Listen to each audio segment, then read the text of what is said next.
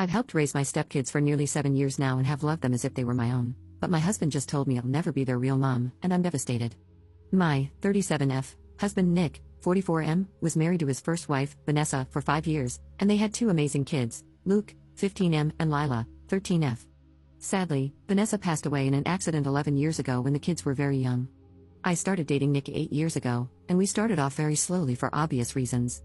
Nick has always been a little more distant than anyone I'd ever been with, but since he and the kids lost Vanessa so young, I understood it. After 3 years of dating, Nick asked me to marry him, and I moved in. I've always had a really great relationship with Luke and Lila, and they were happy for me to marry their dad. I had wanted an actual wedding, nothing big, but Nick really didn't want one, so we got married at the courthouse with just Luke and Lila present. We had a really fast engagement, but it worked for all of us. I have loved being Luke and Lila's stepmom, and I officially adopted them after I found out I was pregnant with our son, Casey, 2M. The kids have been so great with Casey, and they help out as much as they can. Nick was wonderful during the pregnancy, and he has always been a really loving dad and husband. But in these last few months, Nick has been pulling away a lot.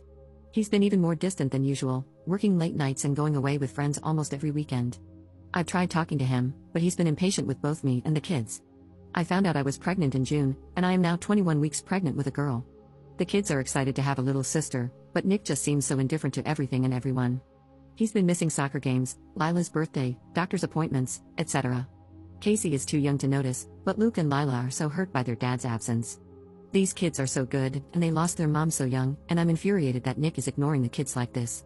Last week, I finally sat Nick down and told him that he needs to stop disappearing and be more present in our lives. We're going to have another child soon, and before we know it, Luke and Lila will be grown up and going to college. After an hour of arguing, he screamed at me that he wished Vanessa was still alive and that I had switched places with her and be 6 feet under instead. He also threw in some awful comments, saying that I need to stop pretending I'm Luke and Lila's real mom and that I'm only half the mom Vanessa was. The final straw was him saying that he never even wanted any kids with me but did it so I'd keep busy and leave him alone. I'm so beyond hurt right now. I know I'm just his second choice, but I've always tried to honor Vanessa and tell Luke and Lila how lucky they were to have her as their mom. I love all of our kids more than anything, and I'm just so heartbroken. Nick barely pays attention to Casey now and doesn't even acknowledge the pregnancy. He somewhat apologized this weekend and took all 3 kids to lunch, but he won't even look me in the eye. He seems like he wants to talk, but he doesn't say anything, and I'm too upset to even be near him. I'm not sure where to go from here. Honestly, I can't even be around Nick right now, and if there weren't any kids involved, I'd leave and never look back. I'm not sure if he's cheating or if the thought of a 4th child is stressing him out, but I'm devastated and not sure how or why I should save this marriage, besides doing it for the kids. Any advice is desperately needed right now. Update 1. I'm not sure if anyone remembers my original post, but I received some PMs asking for an update, and I found this place really helpful before. A lot has happened, and there's no way to mention it all without writing a novel, so if I miss something or someone wants to know more, I'll try to answer in the comments.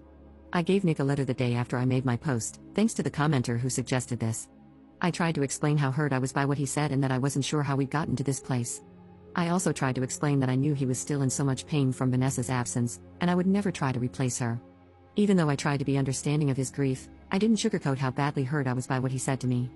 I know grief is extremely complex, but it doesn't excuse telling your pregnant wife you wish she wasn't alive. It was a hard letter to write, but I tried to put forward some kind of resolution. If he meant what he said, then we'd divorce as amicably as possible for the kids. If he didn't mean it and was just lashing out, then we had to get couples counseling, and he needed to get back to individual therapy if he wanted to stay together. Nick took the letter and locked himself in the guest room to read it. He didn't come out until the next morning, but he told me he needed to go away for a while and think. So he packed a bag, told the kids he had a business trip, and left that afternoon. Honestly, I figured our marriage was done as soon as he left. Luke and Lila knew something was up, but I just kept telling them their dad had a big project for work and would be back soon. They were both upset, as I don't think either of them really believed the story about Nick's trip, so I set up some emergency sessions with their therapist so both of them would have someone to talk to. Nick was gone for over a week. There were a few short phone calls to ask how I was and to talk to the kids, but it was mostly radio silence during that time. He came home one afternoon when Luke and Lila were still at school and said he needed to talk. I figured he was going to ask for a divorce. He told me he felt very guilty for being happy with his life now and felt like he was dishonoring Vanessa by living this new life with me. The guilt and sadness made him want to pull away, and he hoped I'd let him, which I did. I was scared and didn't say anything until it was too bad not to, and then the fight happened, which I blame myself for not communicating earlier. He said he didn't mean the things he said and felt ashamed after saying them, but he just wanted me to leave him so that neither of us would be hurt anymore. I guess I was expecting to hear that, but it didn't make me feel better. After reading my letter, it really drove home how much he had hurt the kids and me, so he left to see if he could fix himself and get back on track. He admitted he'd been really depressed and needed and wanted help. I told him I meant what I said in the letter and that if he wanted to work through it, I would work with him. He was more emotional than I've ever seen him, so I believed he really was sorry for what he said. So we've been in marriage counseling, and he's back in individual therapy as well. He still has a lot of guilt about Vanessa, and I'm still hurting from everything he said and did, but I feel like we're slowly making progress in rebuilding the relationship. A lot of people brought up the fact that my life with Nick so closely mirrors what he had with Vanessa, and that's something we've been dealing with a lot in therapy.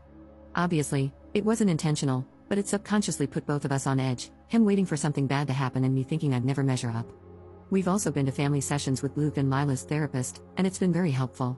Both of them told me that talking to their therapist helps a lot, so I've made sure they have a weekly appointment.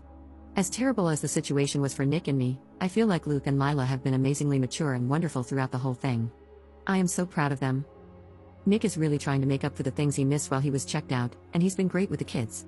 I've been having a lot of complications with my pregnancy, but Nick has stepped up to help with everything. He's been to every doctor's appointment and has been very supportive of the pregnancy since he came back. I know he has an extreme amount of guilt from saying he never wanted Casey or the new baby, and he's really been trying to make up for that. We're all going to stay in therapy as long as we need to, which is probably going to be a long time, but I feel more confident about our future as a couple and a family. I won't lie and say I'm positive everything has been fixed or that his words don't still hurt, but I feel like we're on the right path.